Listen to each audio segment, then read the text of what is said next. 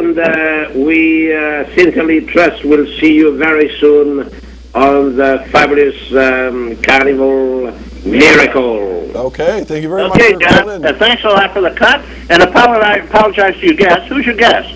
We have Terri Kindberg and Penny Echard. They're from the Children's Safety Village, and they're going to be talking with us shortly. Terrific. That's a great program. Save lives. In the meantime, this is Reed Powers, and I'm signing off from the Carnival Miracle. May all that is proud and true and noble abide with you. All right. Goodbye. Thanks, Reed. Good to hear from you.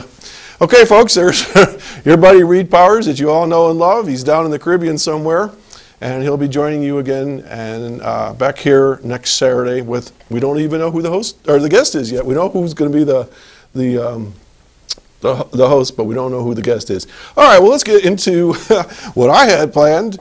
We're going to hear from the geezer in a little while. We're going to have some guests, as I said, from the Chautauqua Children's Safety Education Village. That's a mouthful, huh?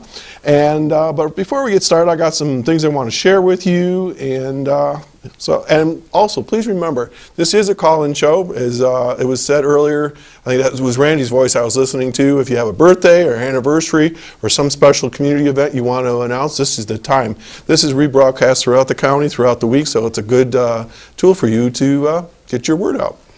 Okay, I don't know how your morning started, but it was about 42 degrees at my house, and the dog and I were buried under the covers. Barb likes it cold, but this is her kind of weather, but yikes, it was cold.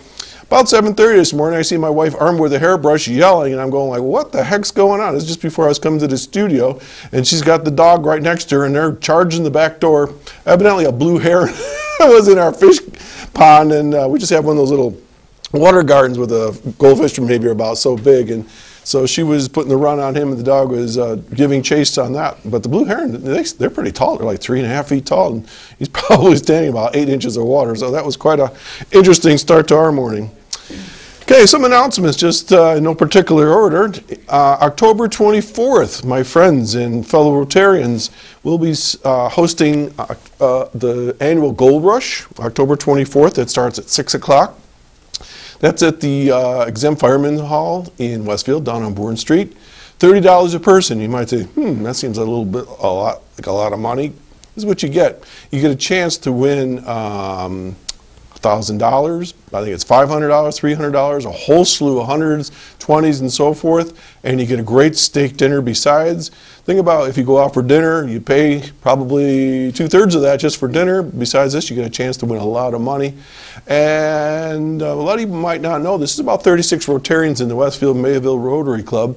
And that club raises quite a bit of money for the community. We give out a lot of donations to a lot of the local agencies, youth clubs, the soup kitchen, for instance. We give money for scholarships every year to 5 different schools in the region: Sherman, Westfield, Ripley, Brockton, and Chautauqua Lake.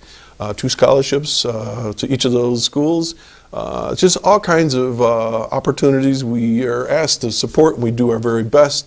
Also, if there's a project in your community, a lot of times we get our hammers and nails or saws, and we're there to help out. So if you think of anything you need from our Rotary Club, or you are interested to know more, get a hold of us. There's quite a few Rotarians in the Westfield Mayville region, or call me. Okay, so again, that's October 24th, Gold Rush, 6 o'clock.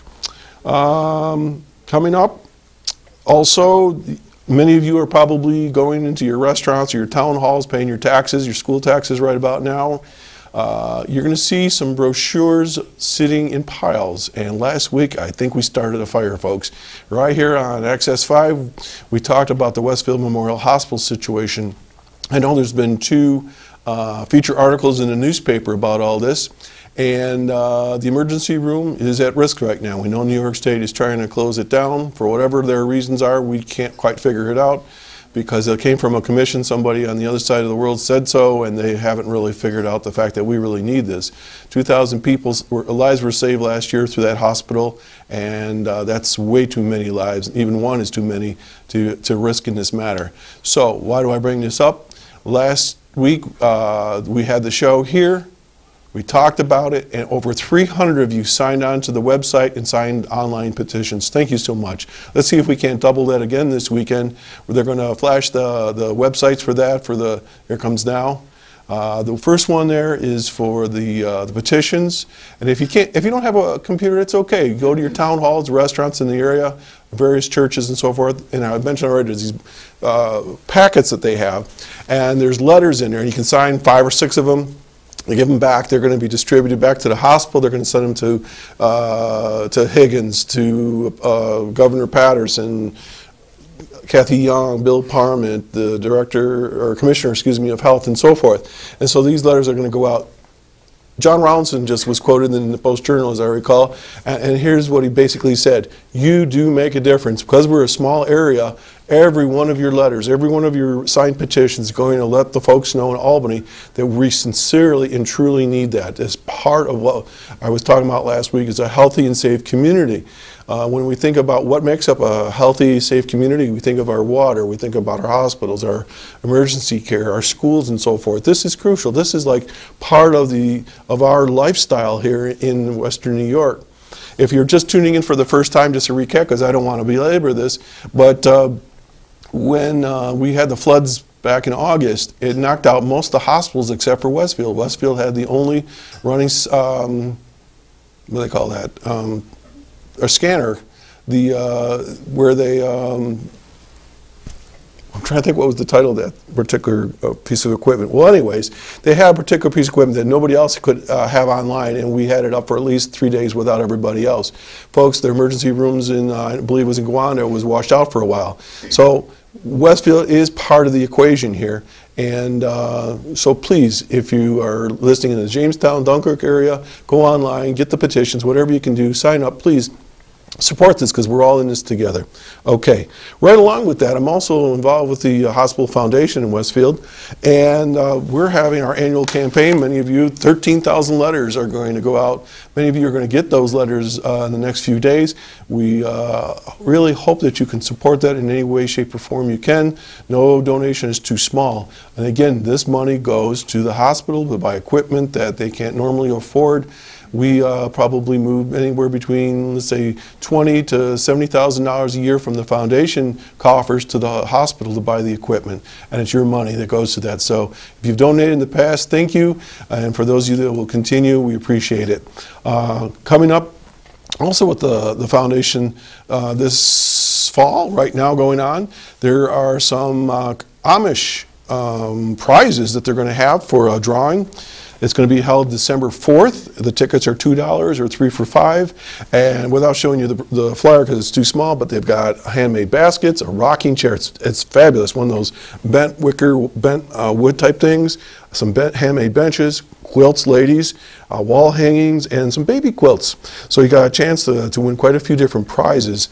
A lot of people say, well, what does the Amish got to do with the hospital? They have a lot to do with the hospital because that's their main medical center here in western Chautauqua County. We know that they're very concerned as well. So again, if you can support either one of those sides of the hospital, we appreciate that. Other things are going on.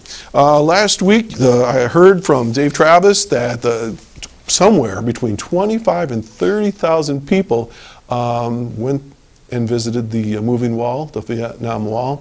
I guess it was spectacular, and it was just a very moving experience for everybody. I've seen it before. I've been to Washington, and as I said last week, it challenges you to give you words or descriptions of what it feels like to be there.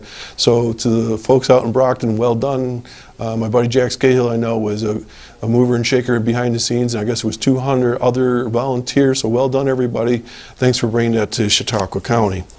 Just some highlights that are going on here in Chautauqua County. Sometimes I find things in the newspaper just to kind of bring you up to date on things. As you know, this is the senior report, but certainly all viewers are welcome to listen in. The Harmony Senior Citizens on Thursday, October 1st, are having a turkey and biscuit dinner at 5 o'clock at the Methodist Church.